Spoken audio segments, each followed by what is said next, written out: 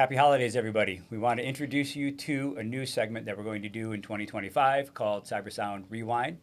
We're going to start with last year's Christmas episode. It's a great still, one. Yep, still totally relevant, right? AI is probably more prevalent than ever. Everybody loves Frosty. So welcome to what you'll experience over the next year or two is a rewind of some of the most popular episodes that we've done. And on behalf of everyone at CyberSound and Vancord, happy holidays. Happy holidays.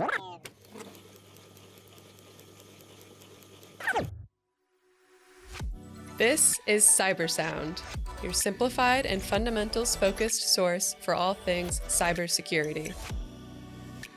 Happy holidays and welcome to CyberSound. I'm your host, Jason Pufall, joined today by Steve Maresca and Michael Grandi. Hey. So I'm a huge believer in all the things magical about Christmas. I get sucked into it. We talked a couple of years ago about Santa. All right, so maybe there's a couple of things we pulled out of that might make you think twice about his methods. But the reality is, right, he flies over the house, he jumps in the chimney, he does all these magical things.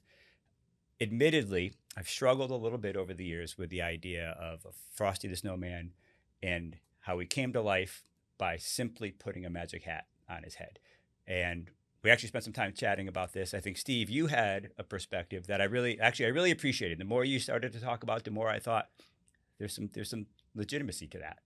Well, you see, Frosty first came around maybe in the 1950s, and you have to remember the military-industrial complex after World War II was idle. It needed a lot of support. They had to transition somehow. This was a skunkworks project, and if you don't know about a skunkworks project, it's really, kind of a dark research opportunity. It's where your U-2 planes were developed. Frosty is one of them. He's a weapon. Yeah, absolutely. Well, it depends how you look at it, right? The public record may present one visible. It seems like a good-natured weapon. Right. I mean, he's bringing joy. Hey, propaganda is a really strong thing. You have to present an outward positive image. So one of the things you suggested was, hey, it's 2023. AI is now in the mainstream. But the reality is, right, version ones of this were 1950s. Right? Right. I mean, those of us who remember, your 1980s virtual therapists, Eliza, it's been around a long time. The Gulf War logistics effort was won through early versions of AI. I believe that Frosty is exactly that. So we're going to examine a few of the pieces. Let's assume everybody knows the song "Frosty the Snowman." Right? We're not going to have to sing it, although I know Mike did volunteer for it. but I guess today we won't hold him for that. We'll pull a few things out. I think to serve to jog people's memory. I think it'll be really useful. And I have a theory about it. Okay. I believe that the song is actually a transcript, an echo. A training tool? A training tool, yes. Training tools. Of internal efforts to make this AI, in an early phase, self-aware, understand its purpose, understand the way it needs to interact with the world, and put a veneer of legitimacy around what is otherwise pretty threatening. I mean, it seems legitimate when you look at the cartoon. It's really grainy, right? It has the feel of old training materials, no doubt. So, listen, Frosty the Snowman was a jolly, happy soul with a corncob pipe and a button nose and two eyes made out of coal. I mean, he certainly has the perspective of what he looks like, right? He has a sense of self. Sure. I mean, what's the early measure of intelligence? Passing the mirror test.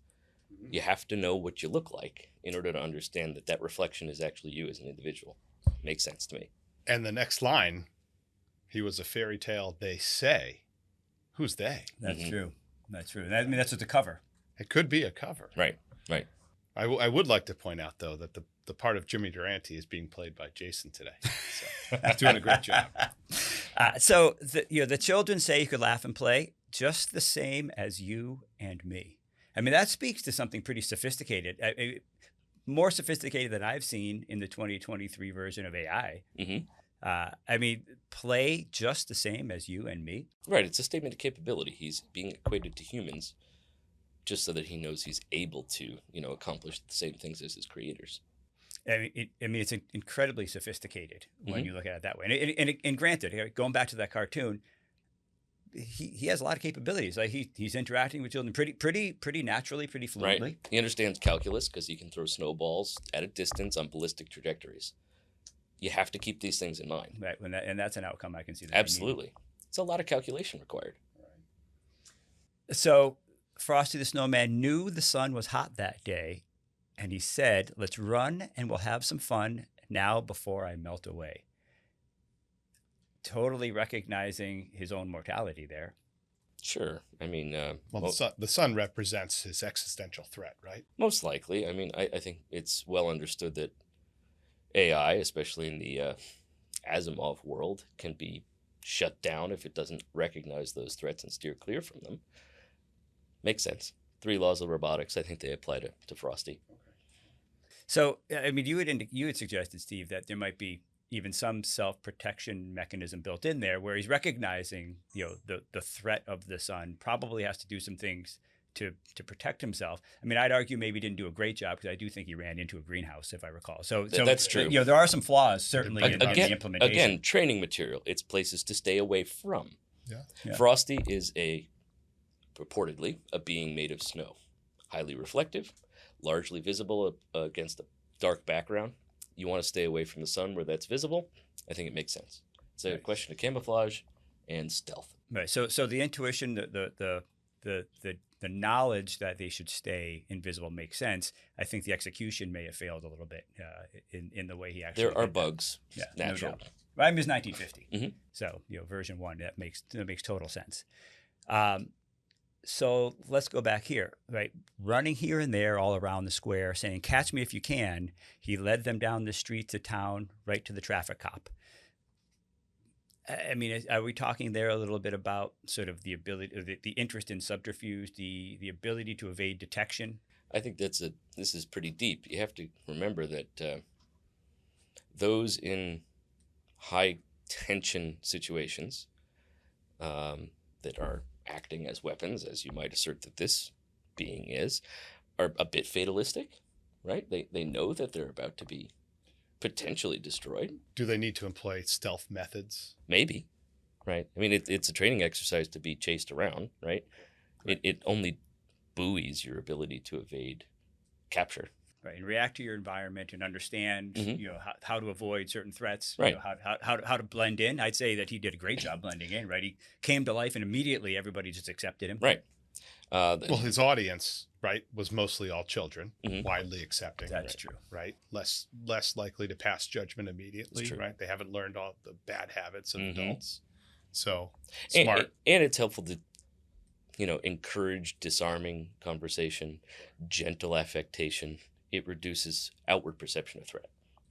So we'll talk about a couple other things, but there's one thing that gives me some comfort as we go through this, which is when he sees the traffic cop, right?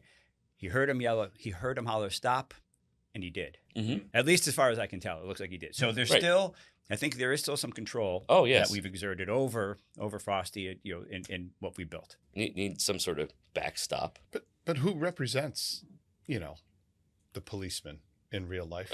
Is Authority. Is it regulation? No, Is no, of it, course not. No. Is it our friend Sam Altman? Who is it? military Oh, operators? military. Right. operators.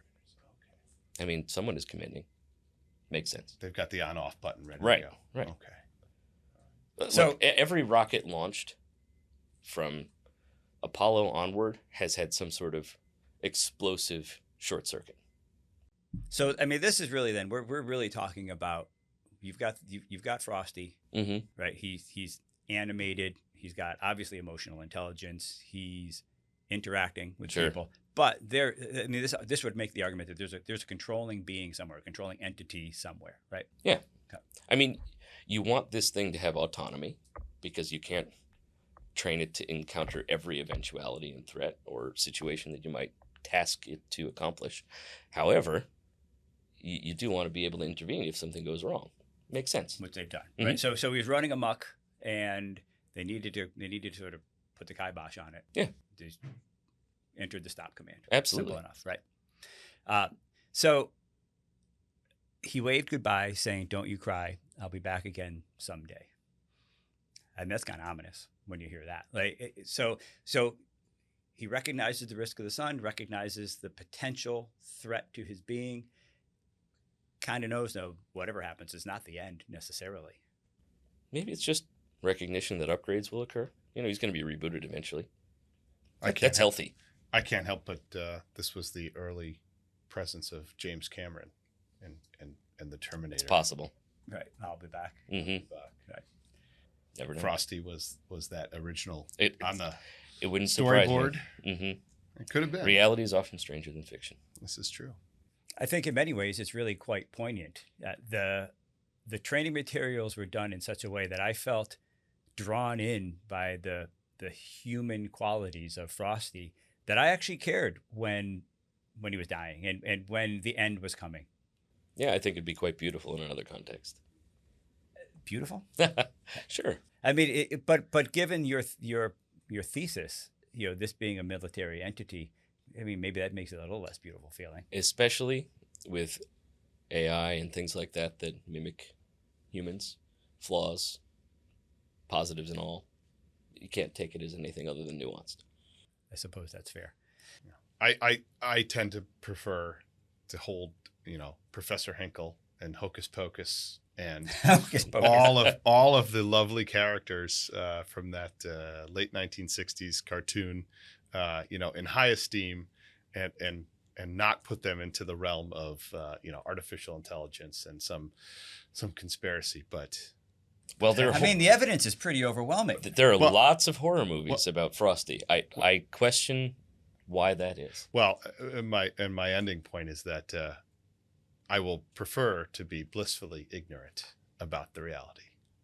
Fair. I mean, it wasn't something that I was thinking about too seriously, but I feel like Steve made pretty compelling arguments. Very when we were compelling. talking about this before. Yeah. Well, we can all be very comfortable as temperatures rise that this threat in particular will not persist for much longer. I mean, at least certainly in Connecticut, I don't feel like we've had a white Christmas in a while. So That's I feel true. generally safe till probably mid-January. Snowfall levels Right. are down for Right. sure. Yeah.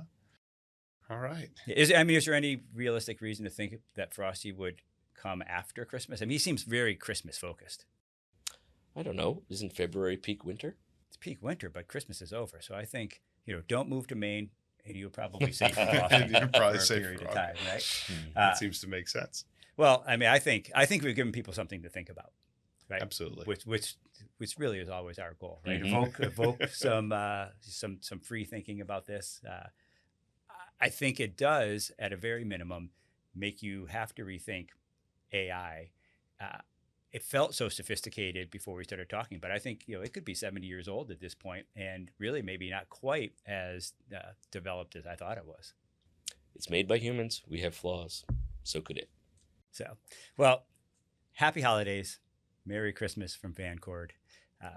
I, for one, want to thank all the listeners throughout the course of the year. I hope you enjoyed this episode. We certainly enjoyed making it. Happy holidays. Likewise. Thanks. We'd love to hear your feedback.